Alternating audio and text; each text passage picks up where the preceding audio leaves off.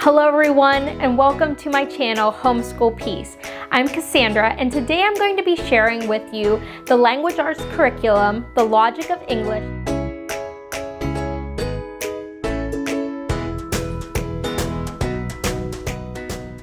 So one of the spelling rules that they spend a decent amount of time on is the one that's you double the last consonant when adding a vowel suffix. Now that rule you start seeing as part of the C program for adding suffixes to words. But what we see is there's another step to that rule is we double the last consonant when adding a vowel suffix to words ending with one vowel followed by one consonant only if the syllable before the suffix is stressed.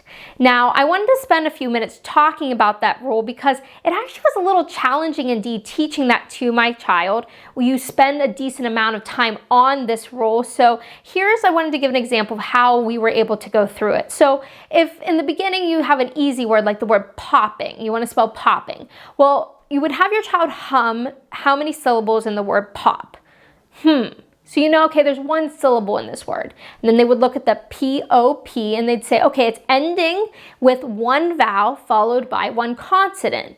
So the rule is that I double that last consonant and I add my vowel suffix, ing, P-O-P-P-I-N-G. That was super simple for them to get. They were great. Next example I have is the word play. If we spell play, it's P-L-A-Y. It's the phonogram A-Y, two-letter A that may be used at the end of an English word. Well, that's a flag there. They can say, oh, well, that rule, it's supposed to be a single vowel and a single consonant. So when I try to write the word playing, I know that I do not double my Y. It's just P-L-A-Y-I-N-G because of that multi-letter phonogram that's at the end of the word. So that was pretty simple, but where it came in to be a little tricky for my kids is being able to figure out when it was a stressed or unstressed syllable, because that's the last part of the rule. So we only double only if the syllable before the suffix is stressed. So one of my examples would be like the word begin. Now, when we hear begin, one of the ideas that it has in the book is to put your hand under your chin and figure out which one is stressed by is your mouth, which one does your chin drop down more for. So when we say the word begin, we go begin. It's hard for me to tell. Which one did my chin drop farther down to?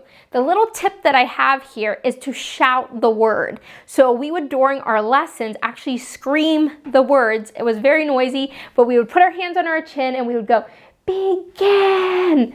And you can just see when I say begin at the end, begin. That "gen" at the end, my chin, begin, drops down farther. So the "gen" in the word is a stressed syllable. So even though I have a two-syllable word, begin, remember if I'm trying to add that vowel suffix, I can see my chin drop down farther. The "gen" is my stressed. So I am going to double that last consonant. And so it is going to be B-E-G-I-N-N-I-N-G,